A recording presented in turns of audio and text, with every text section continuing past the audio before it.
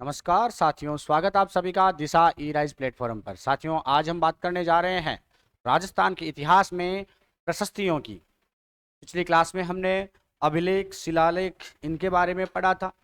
आज हम पढ़ेंगे प्रशस्तियां। तो ध्यान देखिएगा, सबसे पहली प्रशस्ति अपने सामने जो मोस्ट इंपोर्टेंट है वो है रणकपुर प्रशस्ति।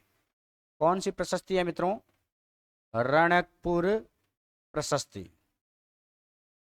आपने रणकपुर प्रशस्ति के बारे में बहुत कुछ पहले भी जाना होगा और आज भी आप जानेंगे रणकपुर प्रशस्ति के बारे में।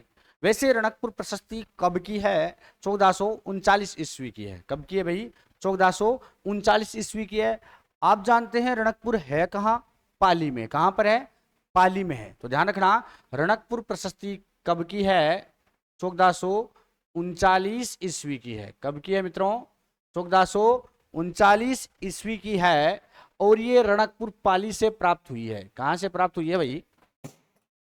कहां से प्राप्त हुई है मित्रों? ये रणकपुर पाली से प्राप्त हुई है। तो ध्यान रखना, मोस्ट इंपोर्टेंट रहेगा आपके लिए ये कि भाई ये प्राप्त कहां से हुई है? रणकपुर पाली से।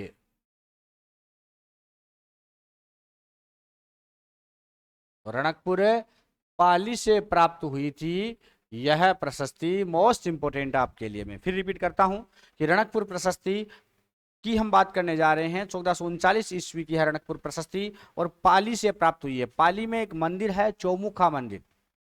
कौन सा मंदिर है? चौमुखा मंदिर। तो कभी बार आपसे प्रश्न पूछा जा सकता है कि रणकपुर पाली में कौन से मंदिर से रणकपुर प्रशस्ति मिली है? तो ध्यान रखना, चौमुखा मंदिर से। कौन से मंदिर से ये प्राप्त होती है? चौमुखा मंदिर से। विशेष रूप से ध्यान रखना आप, चौमुखा मंदिर से हमें ये प्राप्त होती है। खास बात इसकी क्या विशेषता है कि भाई ये जो प्रशस्ति है ये भी आपकी भाषा तो संस्कृत में ही रहती है। भाषा तो कौन सी रहती है? संस्कृत ही रहती है, लेकिन लिपि इसकी नागरी लिपि है। लिपि कौन सी है? नागरी लिपि है। तो ध्यान रखना कि नागरी लिपि है ये और भाषा कौन सी है? संस्कृत भाषा। कौन सी भाषा है मित्रों?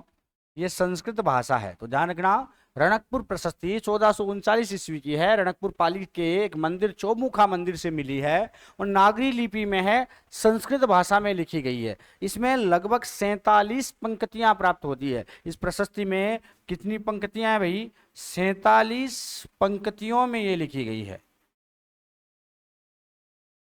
कितनी पंक्तियों में? ये 47 पंक्तियों में लगभग लिखी गई है। मोस्ट इंपोर्टेंट अगर हम बात करें तो जो मेवाड़ राजवंश है, जो मेवाड़ के शासक हैं, उसमें उनकी जो वंशावली है, विशेषकर रावल बापा से स्टार्ट करें और कुंभा तक लेकर आए।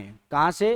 रावल बापा से लेकर कुंभा तक की जो मेवाड़ राजवंश की वंशावली है उसका इसमें वर्णन किया गया है। एक सेठ धरणक का आपने नाम सुना होगा। पहले तो आपको यह ध्यान रखना है इसमें किस किस का वर्णन है कि बापा से लेकर कुंभा तक का, रावल बापा से लेकर कुंभा तक का इसमें वर्णन किया गया है। बापा से लेकर कुंभत तक का इसमें वर्णन किया गया है। और मोस्ट इंपोर्टेंट बात है, आपने नाम सुना होगा सेठ धरणक का। किसका? सेठ धरणक का यदि आपने नाम सुना है। कौन थे सेठ धरणक? सेठ धरणक एक शिल्पी रहे हैं और विशेष करके सेठ भी रहे हैं जो डोनेशन करते थे मंदिरों के लिए या राजाओं के विशेष कार्यों के लिए। तो सेठ धरणक का जो वंश है उसका भी इसमें हमें वर्णन प्राप्त होता है। भाई बापा से लेकर कुंभा तक की वंशावली मिलती है। बापा से लेकर कुंभा तक की हमें क्या मिलती है मित्रों? वंशावली मिलती है। और जो सेठ धरणक है उसकी भी वंशावली, उसके भी वंश की जानकारी हमें इसी शिलालेख से मिलती है। सेठ धरणक के वंश की जानकारी मिलती है और जो शिल्पी हैं रणकपुर प्रशस्ति के उनकी भी जानकारी हमें मिलती है। सबसे खास बात है ये जो प्रशस्ति कुंभा की, रणकपुर प्रशस्ति कुंभा की बहुत ज्यादा प्रशंसा करती है। कुंभा को ये विजेता की उपमा दे देती है। रणा कुंभा नाम सुना होगा आपने, कुंभा। भाई आपको याद हो रमाबाई जो है वो किन की पुत्री थी, कौन थी रमाबाई? कमेंट बॉक्स में उत्तर जरूर दें, रमाबाई कौन थी। हम बात कर रहे हैं फिलहाल कुंभा की। तो कुंभा जो है उनको विजेता की उपाधि से नवाजा गया। कौन सी उपाधि से नवाजा गया मित्रों? विजेता की उपाधि से नवाजा गया। और हम चर्चा करें तो इसको एक सफल प्रशासक कहा गया, धर्मपरायण कहा गया, न्याय प्रिय की संज्ञा भी इसे दी गई। इसके अलावा इसे प्रजापालक की उपमा दी गई। तो कुंभा के बारे में जरूर ध्यान रखना आप। कुंभा को इसमें बहुत सारी उपाधियां दी गई है। कुंभा को बहुत सारी उपाधियां जो दी गई है वो कौन कौन सी है? इसको सबसे खास बात, इसे विजेता इसमें कहा गया है। कुंभा को इसमें क्या कहा गया है मित्रों? विजेता कहा गया है। क्या कहा गया है? विजेता कहा गया है, न्यायप्रिय कहा गया है, सफल प्रशासक कहा गया है। सफल प्रशासक भी कहा गया है। इसके अलावा इसे न्याय प्रिय भी कहा गया है। न्याय प्रिय की भी उपमा दी गई है। इसे प्रजापालक भी कहा गया है।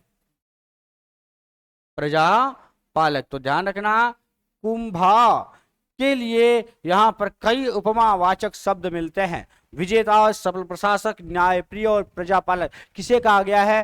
कुंभा को कहा गया है।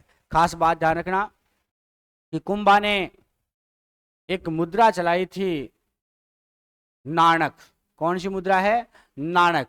तो नाणक जो है वो नाणक मुद्रा की जानकारी भी हमें इसी प्रशस्ति से मिलती है।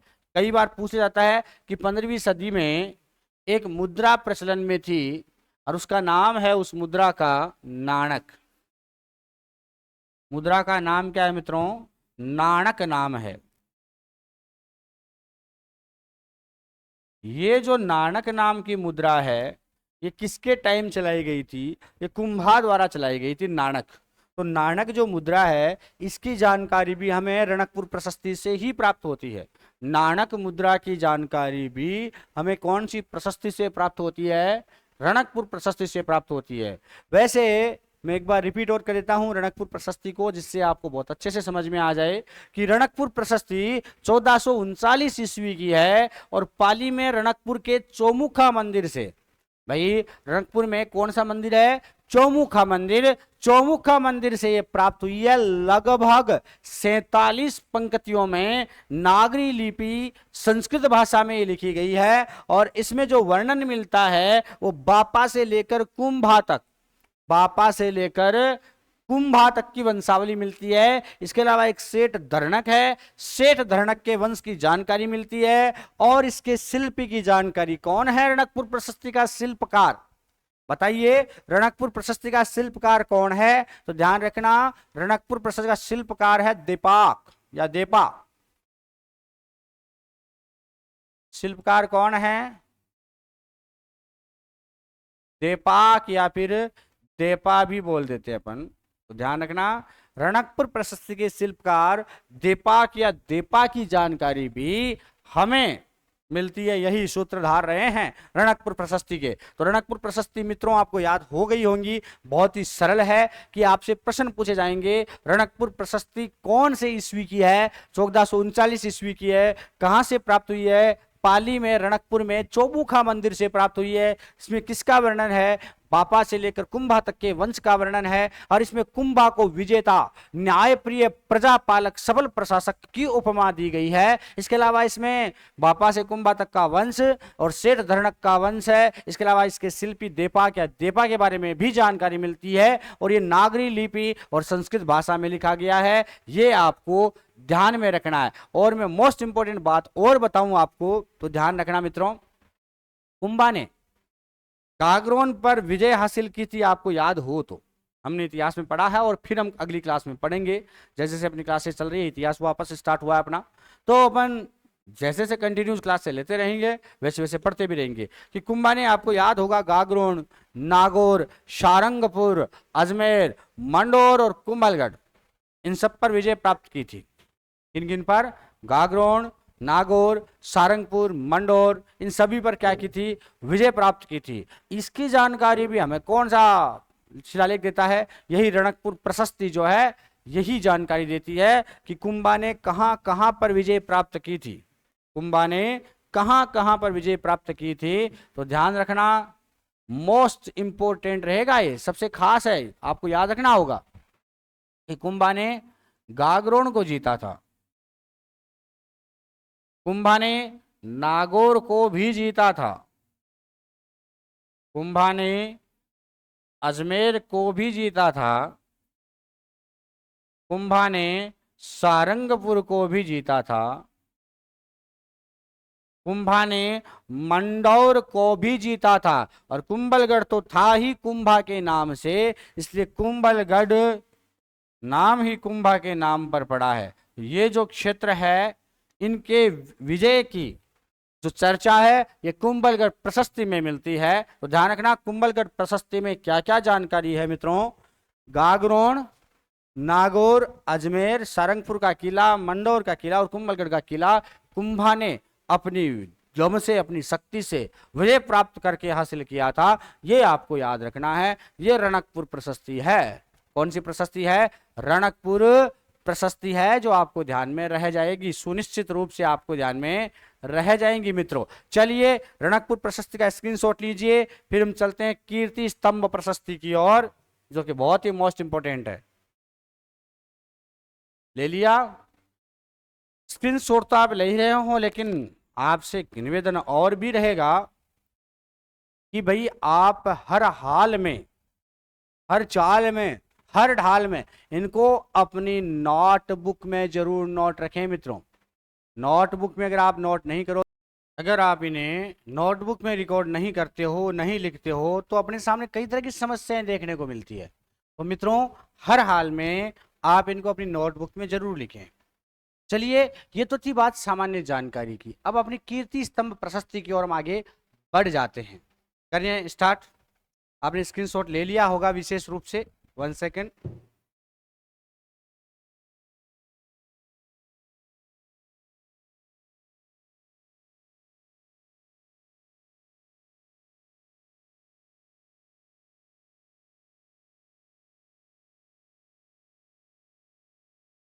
हाँ तो दोस्तों आपने ले लिया होगा स्क्रीनशॉट। अब आगे बढ़ जाते हैं हम फटाफट से। अगली जो प्रशस्ति है वो है कीर्ति स्तंभ प्रशस्ति।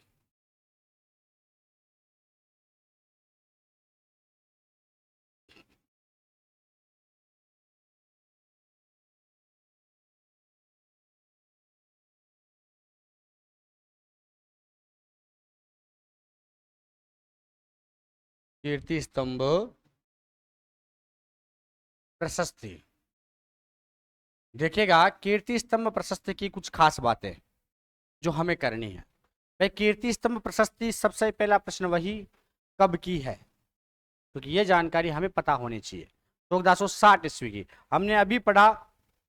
रणकपुर प्रशस्ति वो कब की है मित्रों? फटाफट से जवाब दें। 1439 ईस्वी की। और यह है 1460 ईस्वी की। खास बात है कि जो कीर्ति स्तंभ प्रशस्ति है जो कि 1460 ईस्वी की है, ये है कहां पर? कहां पर है ये 1460 ईस्वी की तो है, लेकिन ये चित्तौड़गढ़ में है। कहां पर है ये चित्तौड़गढ़ में है। सामान्य जानकारी कि कीर्ति स्तंभ प्रशस्ति 1460 ईस्वी की है और चित्तौड़गढ़ में है। ये कोई एक शिला पर नहीं है, बल्कि कई शिलाओं पर लिखी गई है। एक शिला पर नहीं बल्कि कई शिलाओं पर ये उत्कीर्णित है। संस्कृत भाषा में है। किसमें है? संस्कृत भाषा में है। और वही जो रणकपुर प्रशस्ति में जो वंशावली मिलती है हमें बापा से लेकर कुंभा तक, वो की वो वंशावली यानी यहां पर भी मिलती है कुंभा, बापा से लेकर कुंभा तक की। तो रणकपुर प्रशस्ति और कीर्ति स्तंभ प्रशस्ति में एक तो सिमिलरिटी है ही भाई। एक तो सामान्यकृत बात यह है कि इसमें भी बापा से लेकर, रावल बापा से लेकर कुंभा तक की वंशावली मिलती है।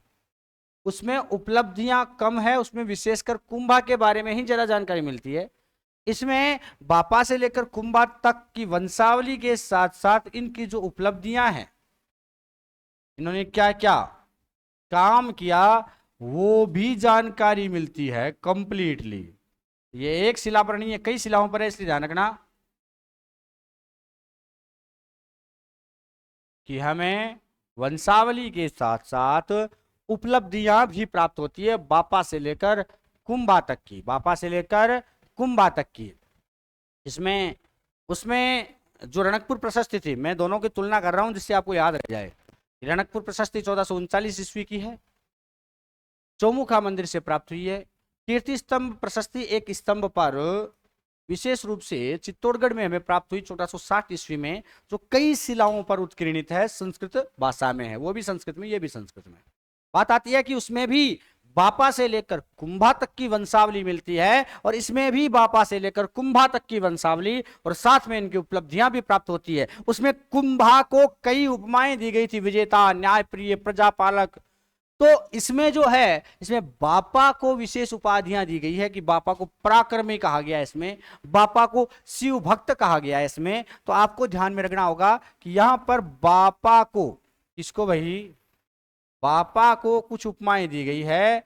कौन कौन सी उपमा? कि बापा को इस शिलालेख में पराक्रमी कहा गया है, इस कीर्ति स्तंभ प्रशस्ति में। बापा को इसमें शिव भक्त कहा गया है। क्या कहा गया है? शिव भक्त और पराक्रमी, शिव भक्त और पराक्रमी कहा गया है।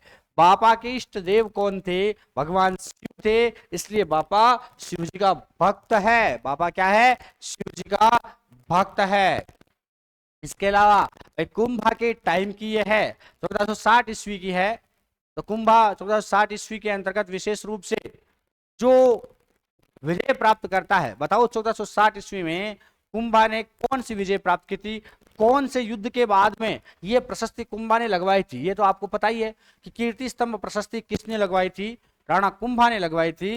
लेकिन कौन सी विजय के बाद में कुंभा ने यह प्रशस्ति लगवाई थी, आपको यह बताना होगा कमेंट बॉक्स में। तो ध्यान रखना कि कुंभा ने भाई मालवा और गुजरात पर जो विजय प्राप्त की थी, कौन सी? मालवा और गुजरात पर जो विजय प्राप्त की थी, और उसके बाद में जो उपाधियां धारण की थी, जो विरुद्ध धारण किए थे। मैं एक सामान्य जानकारी बता रहा हूं, लेकिन आपको आंसर देना होगा कि 1460 ईस्वी के आसपास कौन सा युद्ध जीत करके कुंभा आया था,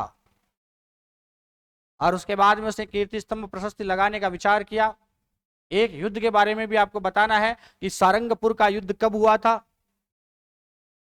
कुंभा द्वारा जो सारंगपुर के युद्ध में विजय प्राप्त की गई, वो कब प्राप्त की गई थी, ये भी जानकारी आप हमें अपने कमेंट बॉक्स में जरूर दें, जिससे हमें पता चले कि आप वास्तव में कितने पढ़ रहे हो, और हमें और ज्यादा डेप्थ में आपको जाकर जानकारी देने का मजा आए। मैं आपको काफी डेप्थ में जाकर जानकारी देने वाला हूं, यदि आप कमेंट बॉक्स में मेरा बराबर साथ देते रहे तो। चलिए बात करते हम। ऐसा मत मानना कि मैं आपको कमेंट बॉक्स को नहीं देगा भाई, जितने भी लोग कमेंट बॉक्स में कमेंट कर रहे हैं, मैं उन सभी के कमेंट पढ़ रहा हूं, और समय आने पर मैं आप सभी के कमेंट को लूंगा भी। और आपके कोई प्रश्न है तो वो भी आप कमेंट बॉक्स में लिख कर पूछ सकते हो। मैं निश्चित रूप से उन प्रश्नों के उत्तर आपको अगली क्लास में दूंगा, और जब हमारा लाइव सेशन शुरू होगा तब हम लाइव भी कमेंट में बात करेंगे। आप लाइव सेशन किस समय चाहते हैं वो टाइम भी आप कमेंट बॉक्स में दे सकते हो, और उसके बाद हम लाइव सेशन पर भी चर्चा करने लग जाएंगे। तो मित्रों, बात आती है कि जब कुंभा ने कुछ विजय प्राप्त की थी, जैसे मालवा और गुजरात की विजय, उसके बाद उसने कुछ विरुद्ध धारण किए थे, कुछ उपाधियां धारण की थी। वो उपाधियां क्या क्या थी? जैसे कुंभा को अभिनव भट्टाचार्य भी कहते हैं। कुंभा को क्या कहते हैं? अभिनव भट्टाचार्य भी कहते हैं ना। कुंभा को हम हिंदू सुल्तान भी कहते हैं, कुंभा को राणा रासो भी कहते हैं, कुंभा को राजगुरु भी कहते हैं, कुंभा को दान गुरु, छाप गुरु भी कहते हैं। तो कुंभा की कई उपाधियां जो है, इन उपाधियों की चर्चाएं कीर्ति स्तंभ प्रशस्ति में की गई है। तो कुंभा की कौन कौन सी उपाधियां हैं जो कीर्ति स्तंभ प्रशस्ति में उनका वर्णन किया गया है, बताइए। मैं लिख भी देता हूं जिससे आपको ध्यान में रहे कि कुंभा की जो उपाधियां हैं, जिनको हम विरुद्ध भी कहते हैं, उपाधियां कह लो, विरुद्ध कह लो, कौन कौन से विरुद्ध है जिनकी चर्चा इसमें की गई है कीर्ति स्तंभ प्रशस्ति में? एक तो आता है अभिनव भट्टाचार्य,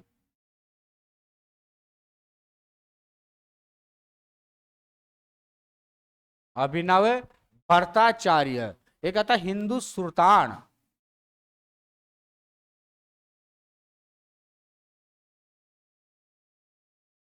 हिंदू सुल्तान राणो रासो,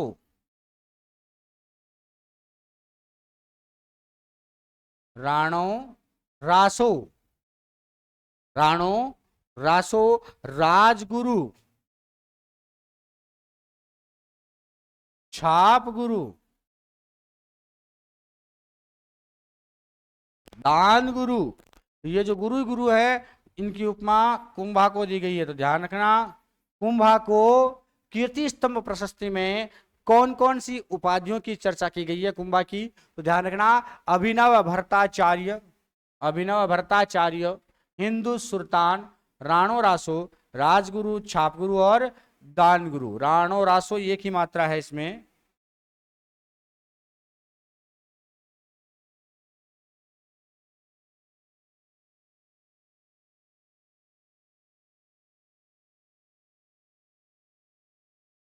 राणो रासो, राजगुरु, छाप गुरु और दान गुरु, ये जो है उपाधियां कुंभा को कीर्ति स्तंभ प्रशस्ति में दी गई है मित्रों।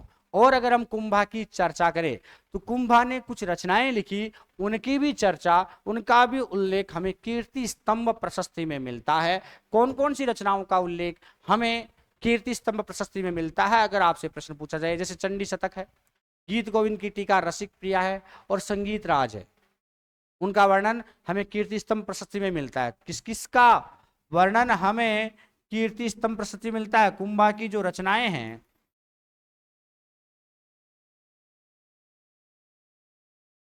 इन रचनाओं में कौन कौन सी रचनाएं हैं जिनका वर्णन हमें कीर्ति स्तंभ प्रशस्ति से प्राप्त होता है? तो चंडी शतक,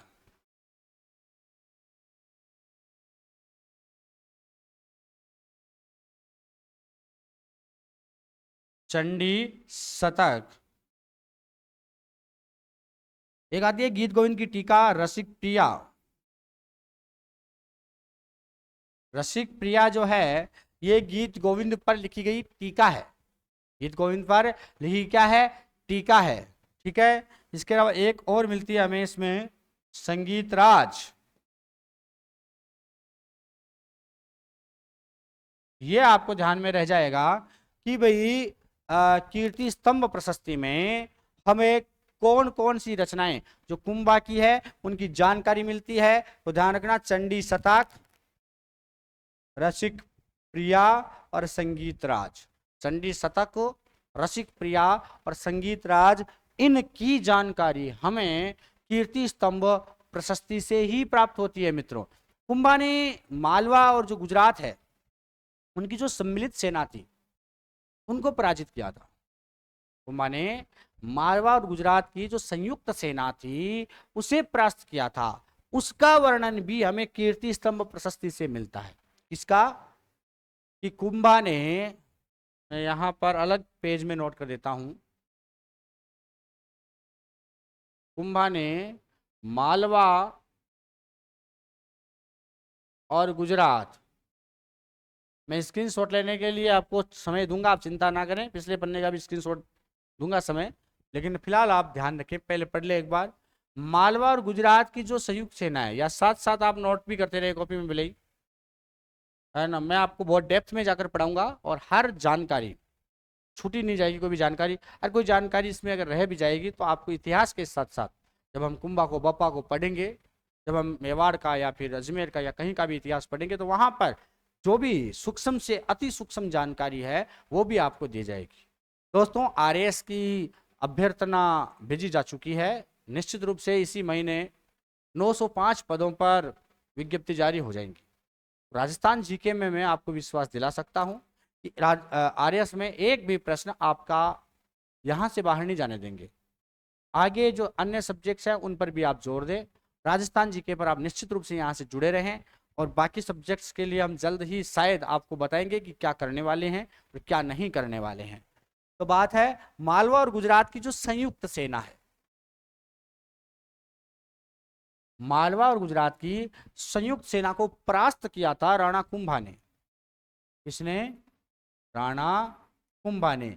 ये जो जानकारी है ये भी हमें कीर्ति स्तंभ प्रशस्ति से ही मिलती है, इसके अलावा अन्य कहीं पर भी ये जानकारी नहीं मिलती है, ध्यान रखना भाई। केवल और केवल हमें कीर्ति स्तंभ प्रशस्ति से ही ये जानकारी मिलती है कि राणा कुंभा ने मालवा और गुजरात की संयुक्त सेना को परास्त किया था। बाकी ऐसा कोई स्रोत नहीं है जहां से हमें ये जानकारी प्राप्त होती हो। और अगर हम बात करें भाई, कुंभा ने जब मालवा और गुजरात की सेना को परास्त किया तो इस पूरी प्रशस्ति में 179 श्लोक ऐसे हैं, 179 श्लोक ऐसे हैं जो केवल और केवल इसी युद्ध का वर्णन करते हैं।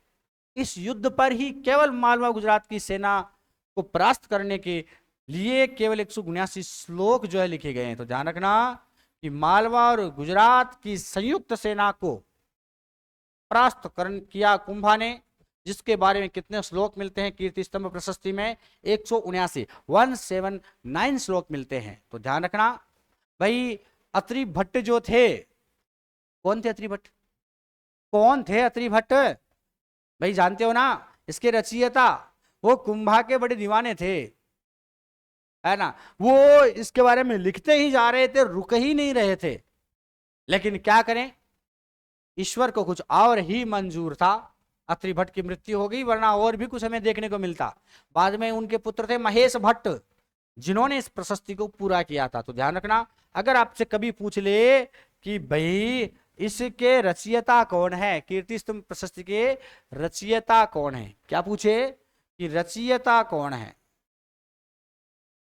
तो रचयिता के बारे में आप बता सकते हो कि रचयिता एक तो है अत्रि भट्ट, कौन है? अत्रि भट्ट। और एक इनके पुत्र हैं महेश भट्ट। पुत्र कौन है? महेश भट्ट। तो अत्रि भट्ट और महेश भट्ट ने, यानी अत्रि भट्ट ने इसको लिखा, लेकिन बीच में ही इनकी मृत्यु हो गई थी। तो इस प्रशस्ति को पूरा किसने किया था? महेश भट्ट ने इसको पूरा किया था। ये आपको ध्यान रखना है। एक बात और आपको बताऊं मैं कीर्ति स्तंभ प्रशस्ति की, जो बहुत ही मोस्ट इंपोर्टेंट है, जो एग्जाम में आने की पूरी संभावना मिलती है। आपने चेलावट विजय का नाम सुना होगा। चेलावट का जो युद्ध है वो किसने लड़ा था? राणा हमीर ने लड़ा था ना। तो राणा हमीर द्वारा जो चेलावट पर विजय प्राप्त की गई थी, उसका वर्णन भी हमें कहां से प्राप्त होता है? कीर्ति स्तंभ प्रशस्ति से। तो यह भी आपको ध्यान में रखना होगा कि राणा हमीर द्वारा चेलावट विजय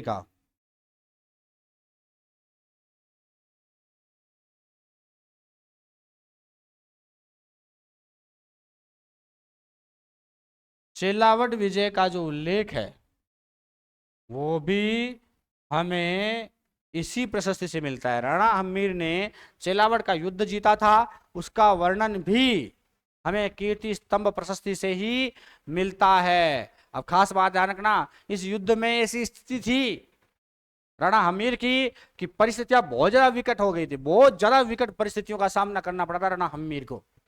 फिर भी उसने अपना धैर्य बनाया, धैर्य नहीं खोया साहब, धैर्य बनाए रखा। युद्ध में अपने खोपड़े को काम में लिया और आखिरकार युद्ध जीत गया। आपको भी राणा हमीर की तरह धैर्य बना के रखना है।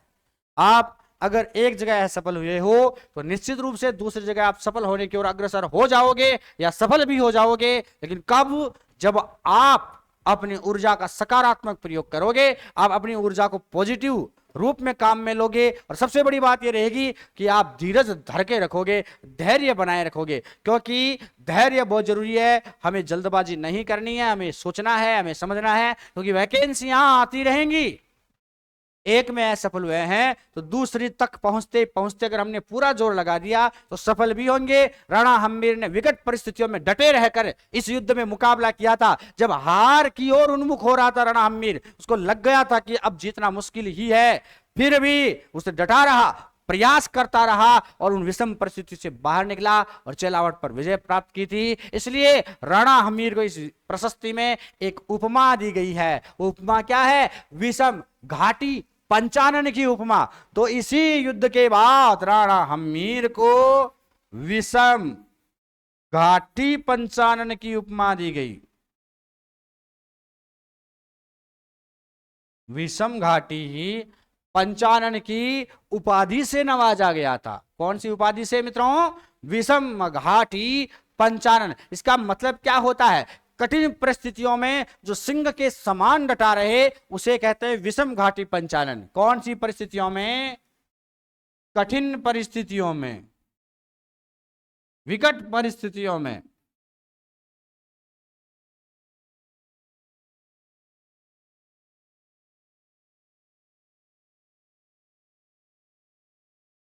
जो सिंह के समान डटा रहे उसे हम क्या कहते हैं? विषम घाटी पंचानन कहते हैं। चेलावट युद्ध में ऐसा ही कुछ वाकया देखने को मिला था, इसलिए इन्हें भी, किनको?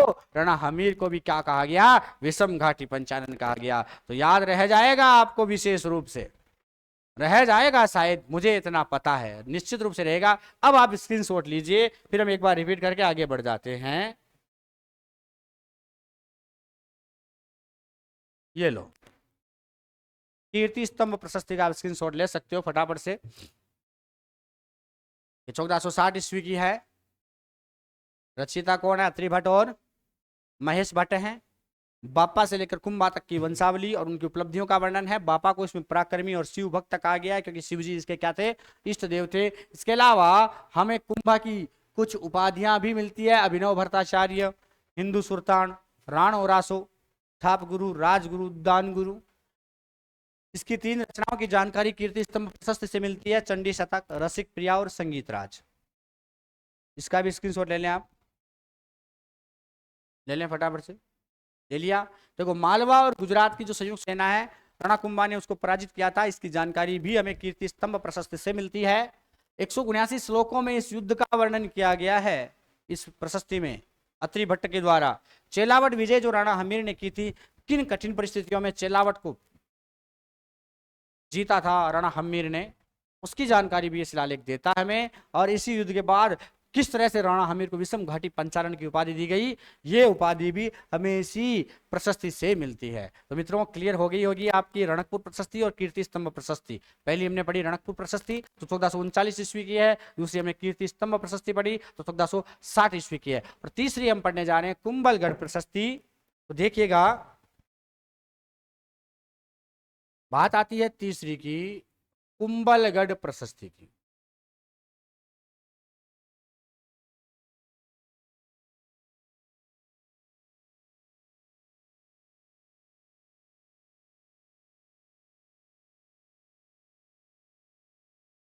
कुंभलगढ़ प्रशस्ति। भाई सबसे पहला प्रश्न तो वही जो हमेशा करते हैं हम, कब की है और कहां से प्राप्त की? कब की है कुंभलगढ़ प्रशस्ति? भाई कीर्ति स्तंभ प्रशस्ति कब की है? 1460 की। तो कुंभलगढ़ की कब की होगी? 1460 की। दोनों ही सेम टू सेम है, 1460 ईस्वी की है। बस वो चित्तौड़ से प्राप्त हुई है, और ये हमें राजसमंद से मिलती है, कुंभलगढ़ से, है ना। तो कुंभलगढ़ प्रशस्ति भी कब की है? 1460 ईस्वी की है। कब की है भाई? 1460 ईस्वी की है। और कुंभलगढ़ राजसमंद से प्राप्त होती है। कहां से प्राप्त होती है? कुंभलगढ़ राजसमंद से। कुंभलगढ़ राजसमंद से एक मंदिर है, वहां पर मामा देव का मंदिर, नाम सुना होगा आपने, या फिर इसको हम कुंभ श्याम मंदिर भी कहते हैं। कौन से मंदिर से हमें मिली है ये? मामा देव मंदिर, या फिर इसे हम बोलते हैं कुंभ श्याम मंदिर।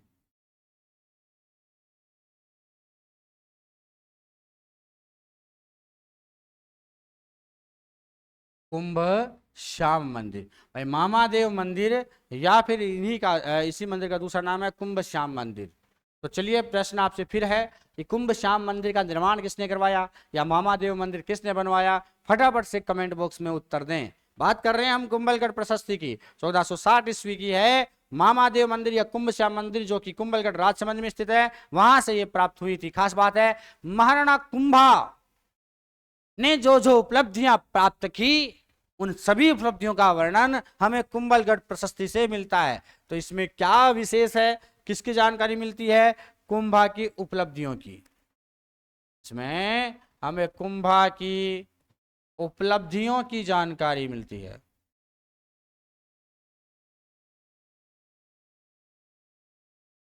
किसकी जानकारी मिलती है मित्रों?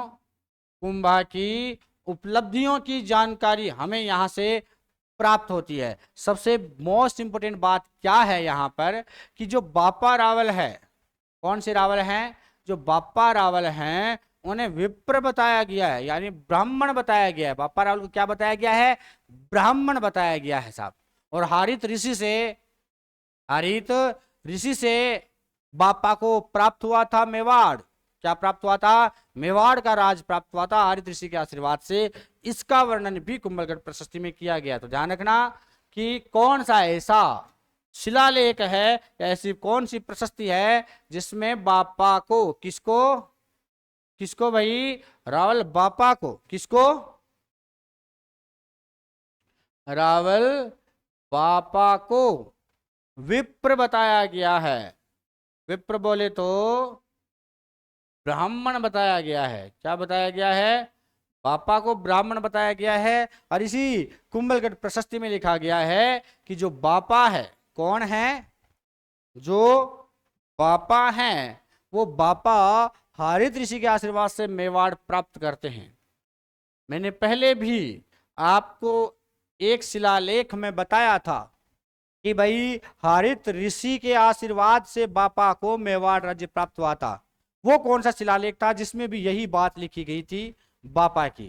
कौन सा शिलालेख था? कमेंट बॉक्स में उत्तर दें, क्योंकि अभी पिछली क्लास में ही हमने उसकी चर्चा की थी, तो अब निश्चित रूप से बता पाओगे। कमेंट बॉक्स में उत्तर दें कि भाई बापा को हरित ऋषि के आशीर्वाद से या हरित ऋषि की कृपा से मेवाड़ प्राप्त हुआ था। ये जानकारी कुंभलगढ़ प्रशस्ति के अलावा और किस शिलालेख में है? मैंने बताई है आपको। आप फटाफट से उत्तर दें क्योंकि आपने पढ़ा है। तो हरित ऋषि के आशीर्वाद से, हरित ऋषि की कृपा से भाई बापा को मेवाड़ की राजगद्दी प्राप्त हुई थी। इस शिलालेख में, इस प्रशस्ति में जो मेवाड़ के महाराणा है, मेवाड़ के क्या है? महाराणा है, उनकी वंशावली को जानने का हमें मौका मिलता है। सबसे खास बात है कि एकदम शुद्ध रूप से पूरी वंशावली मेवाड़ के महाराणाओं की कंप्लीटली कुंभा तक के जो महाराणा है, तो मेवाड़ के महाराणाओं की वंशावली भी हमें इसी शिलालेख से मिलती है।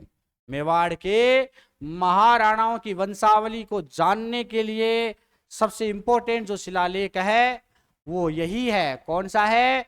कुंभलगढ़ प्रशस्ति। कौन सा है भाई? कुंभलगढ़ प्रशस्ति है साहब। ये आपको ध्यान में रह जाएगा कि भाई बापा को विप्र या ब्राह्मण बताया गया इस शिलालेख में, और मेवाड़ के महाराणाओं की वंशावली इसमें दी गई है। और सबसे मोस्ट इंपोर्टेंट बात यह आती है कि भाई इसी प्रशस्ति से हमें दास प्रथा, मेवाड़ में किस तरह की दास प्रथा विद्यमान थी, मेवाड़ में आश्रम व्यवस्था भी थी उस समय, तो आश्रम व्यवस्था की जानकारी भी मिलती है, दास प्रथा की जानकारी भी मिलती है। यहाँ के लोग किस तरह से तपस्या किया करते थे, किस तरह से यज्ञ किया करते थे, तो तपस्या, यज्ञ, एजुकेशन, इन सब की जानकारी हमें यही शिलालेख देता है। कौन कौन सी? दास प्रथा, आश्रम व्यवस्था, तपस्या व्यवस्था, यज्ञ करना और एजुकेशन, शिक्षा की जानकारी हमें इसी कुंभलगढ़ प्रशस्ति से मिलती है। किस किस की? दास प्रथा, आश्रम व्यवस्था, तपस्या, यज्ञ और शिक्षा, इन सब का वर्णन हमें कुंभलगढ़ प्रशस्ति से मिलता है। आपको ये ध्यान में रखना है। और खास बात अगर हम चर्चा करें तो आपने नाम सुना होगा त्रिकूट का, आपने नाम सुना होगा मेदपाट का। किस किस का नाम सुना होगा आपने? त्रिकूट का नाम सुना होगा, आपने नाम सुना होगा मेदपाट का। त्रिकूट, मेदपाट का आपने नाम सुना है यदि किसी भी रूप में, तो त्रिकूट पर्वत का वर्णन, मेदपाट का वर्णन, ये जो वर्णन है हमें इसी कुंभलगढ़ शैली से प्राप्त होता है। तो एक बात यह भी आ जाती है कि कुंभलगढ़ प्रशस्ति जो है ये कौन सी शैली में है? ये वर्णन शैली में है। ये कौन सी शैली में है मित्रों? ये वर्णन शैली में है, क्योंकि इसमें त्रिकूट पर्वत, त्रिकूट का वर्णन किया गया है। इसमें हमें इसमें हमें राजवर्णन भी मिलता है। कौन सा वर्णन मिलता है? राजवर्णन भी मिलता है। तो त्रिकूट वर्णन, मेदपाट वर्णन, राजवर्णन, ये जो वर्णन है ये कुंभलगढ़ प्रशस्ति में है। तो ये वर्णन शैली में है। किसमें है? वर्णन शैली में है। मैं आपको बताऊं कि इसमें और क्या क्या मिलता है, तो आपको कुछ चीजें और ध्यान में रखनी है। वो ये आता है कि जो मेवाड़ के एक राणा थे रतन सिंह, नाम सुना होगा, पद्मावती आपने काफी फेमस रहे हैं, रानी पद्मिनी बहुत फेमस रही है। तो राणा रतन सिंह जो थे, है ना, राणा रतन सिंह प्रथम थे, जो अलाउद्दीन खिलजी के विरुद्ध चित्तौड़ के पहले साका, जो 1303 ईस्वी में चित्तौड़ का प्रथम साका हुआ था, उसमें वो वीरगति को प्राप्त हो गए थे। दुर्ग की रक्षा करते हुए खुमान वंश के एक थे लक्ष्मण सिंह। कौन थे? लक्ष्मण सिंह। और लक्ष्मण सिंह और उनके 7 बेटे थे, जो दुर्ग की रक्षा करते हुए वीर गति को प्राप्त हो गए थे। इन सब की जानकारी हमें कुंभलगढ़ प्रशस्ति देती है। किन किन की जानकारी देती है मित्रों कुंभलगढ़ प्रशस्ति हमें? कि दुर्ग की रक्षा करते हुए अलाउद्दीन खिलजी से लड़ते हुए राणा रतन सिंह प्रथम और जो खुमान वंश के जो लक्ष्मण सिंह थे, खुमान वंश के कौन थे?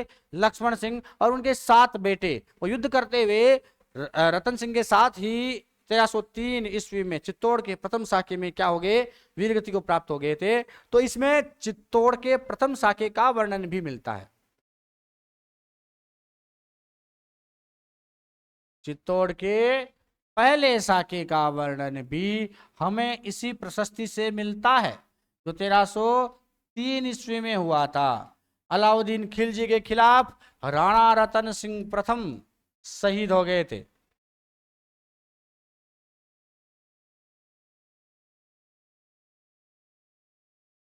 प्रथम क्या हो गए थे? शहीद। और इनके साथ में खुमान वंश के लक्ष्मण सिंह भी थे। कौन थे खुमान वंश के? लक्ष्मण सिंह भी मौजूद थे, जिनके 7 पुत्र भी इस युद्ध में थे, और 7 पुत्रों के साथ ये शहीद हो गए थे साहब। ये जानकारी हमें इसी कुंभलगढ़ प्रशस्ति से मिलती है। आपको पता हो कि कीर्ति स्तंभ प्रशस्ति को लिखा था अत्रि भट्ट और उसके बेटे महेश भट्ट ने। अत्रि भट्ट की मृत्यु के बाद महेश भट्ट ने पूरा किया था उसे। कुंभलगढ़ प्रशस्ति को महेश भट्ट ने लिखा था। किसने? महेश भट्ट ने। और इसका एक बंदा और मिलता है कि कान्हा व्यास भी। कौन सा व्यास? कान्हा व्यास, जो कुंभलगढ़ में रहता था, वो कान्हा व्यास भी इस प्रशस्ति का रचनाकार है। तो अगर कुंभलगढ़ प्रशस्ति के रचनाकार आपसे पूछ ले, कुंभलगढ़ प्रशस्ति के क्या पूछे मित्रों? रचनाकार पूछे, तो आपको 2 नामों का विशेष ध्यान रखना है। एक तो महेश भट्ट, जो कीर्ति स्तंभ प्रशस्ति में भी था। किसमें था? महेश भट्ट कीर्ति स्तंभ प्रशस्ति में भी था। एक था कान्हा व्यास। कौन था भाई?